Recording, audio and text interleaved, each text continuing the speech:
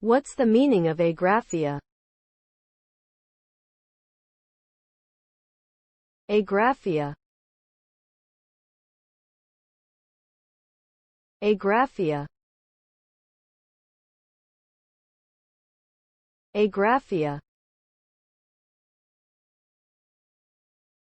Agraphia. Agraphia.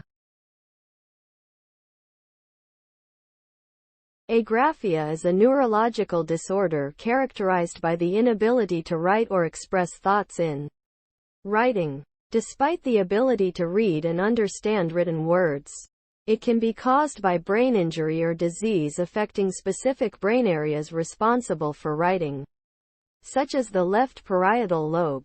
Agraphia can range in severity from difficulty with spelling and grammar to complete inability to produce written language. In severe cases, individuals may also experience difficulty with other fine motor skills, such as drawing. Treatment may include rehabilitation focused on improving writing ability and addressing underlying neurological issues.